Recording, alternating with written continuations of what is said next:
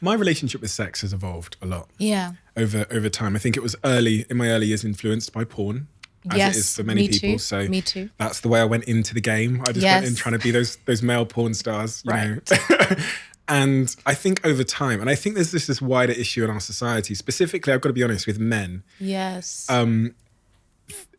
What they think sex is in terms of this kind of very aggressive, often dominating, transactional encounter. Yeah. And then there's, I'm just talking freely here. I don't give a fuck what anyone Please thinks. do. Please. But I'm seeing a lot in my close friends. They're often in relationships, not all of them, where they're having problems with their sexual relationship with their partner. They're basically saying things to me, and I'd say, this is crazy, I'd say 75 to 80% of my male friends are saying, my partner doesn't want to have sex. She doesn't like having sex. Yeah. And I was there at one point too. My partner said that to me at one point too. Yeah. And I took it on face value. I thought they don't like sex. What I came to learn is that wasn't true.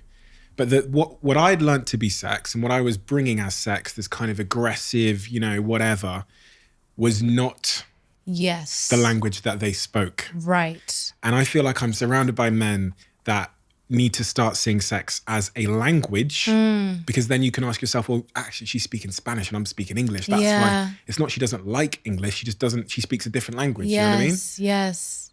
That's a lot. I'm just dumping that on you to see how it resonates. No, that resonates so much. And I'm really glad that you said this, because I think you're speaking something that is on so many people's minds, or something that they've just never really put language to. And a big part of my awakening, if you will, and really addressing that sexual shame is because I also learned sex from porn at 10 years old. 10 years old. So by the time that I had sex for the first time when I was 14, it was very much like a porn performance, to put it very simply. And I speak to so many people, men and women, about this very specific thing. A lot of us learn that we should perform, that sex should be driven by orgasm and ejaculation and this sort of production, if you will, which is not actually accurate for most people when it comes to what really actually feels pleasurable, especially for women. So I started to realize when I got sober that every time that I was having sex, for example, I faked every single orgasm. It was all a I didn't know much about my body because I'd learned from porn.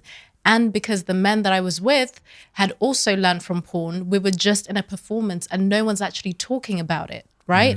So in times when I was in relationships and I made myself think, I don't want to have sex. I don't want to have sex anymore.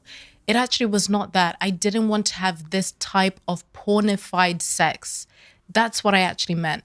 So what you just said is really important. And I realized that's when I found tantric sex, actually. Yeah, that's when I found tantric sex around 2018.